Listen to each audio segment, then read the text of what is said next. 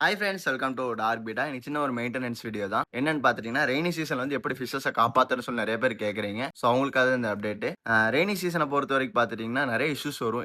என்ன காரணம்னு பார்த்துட்டீங்கன்னா, தண்ணி வந்து ஓவர் கூலிங்கா இருக்கிறங்காட்டி வந்து இந்த fin rot, white spot, snake move அதுக்கப்புறம் வந்து பார்த்துட்டீங்கன்னா, இந்த ஃபுட் ஒழுக்கமா சாப்பிடாது இந்த மாரி இஷ்யூஸ் எல்லாம் நெறைய காமனா வரது தான். ஸோ அத தான் நம்ம இம்ப்ரூவ் பண்றதுக்காக வந்து நம்ம இப்போ வீடியோ போட்டுருக்கோம். ஸோ மெயினா பண்ண வேண்டியது என்னன்னு பார்த்துட்டீங்கன்னா, அவுட்டோரா இருந்தாலும் சரி, இன்டோரா இருந்தாலும் சரி 20-30% வந்து வீக்லி நீங்க எடுத்தே ஆகணும். டெஸ்ட் எடுத்தே ஆகணும். என்ன ரீசன் பார்த்துட்டீங்கன்னா, அதுல வந்து அந்த அமோனியா கன்டென்ட் வந்து அதிகமா இருக்கும். ஸோ, அதனால வந்து நீங்க எடுத்தே ஆகணும். சம்மர் சீசன்ல பார்த்தீங்கன்னா 30-40% சொல்லியிருந்தேன். And winter season and monsoon சீசன்ல பார்த்துட்டீங்கன்னா 20% நீங்க எடுத்தாலே போதும். என்ன ரீசன்னா, டக்குனு சடனா வந்து தண்ணி சேஞ்ச் ஆகக்கூடாது. அதனால வந்து 20% எடுத்துட்டு நீங்க வந்து தண்ணி ரீஃபில் பண்ணிக்கங்க. அதுவும் பழைய தண்ணியா இருக்கணும். ஸோ, அதுக்கப்புறம் பார்த்துட்டீங்கன்னா, அவுட்டோர்ல வச்சிருக்கிறவங்களுக்கு மெயினா வந்து மழை தண்ணி படாம இருந்தாலே போதும். ஃபிஷ் வந்து மேக்ஸிமம் சர்வே ஆயிரும். அண்ட் இன்டோர்ல அதே மாரி தான். கூலிங் இருக்கிற ஸ்பாட்ல நீங்க வைக்காதீங்க. அதான் வந்து ஏசி, ஃபேனுக்கு கீழ வச்சீங்கன்னா, ஃபிஷ் வந்து ஓவரா ஸ்ட்ரெஸ் ஆயிரும். அதனாலேயே வந்து இறக்கற காரணமாயிரும். அப்புறம் நீங்க ஹீட்டர் போடுற நிலைமை வரும். ஸோ அதுக்கப்புறம் வந்து ஃபுட் வந்து நீங்க அளவா போட்டாலே போதும். நெறைய போடக்கூடாது. ஏன்னா வந்து ஃபிஷ் வந்து ரெய்னி சீசன்ல வந்து ஓவரா ஸ்ட்ரெஸ் ஆகும். அதனால வந்து ஸ்விம் பண்ணும்போது ஓவரா ஸ்ட்ரெஸ் ஆகும். அதனால வந்து நீங்க அதிகமா போடாம கம்மியா போட்டாலே போதும். And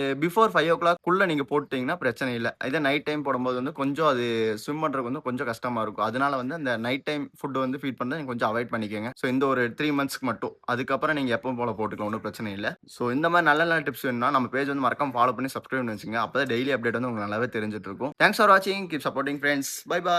next video.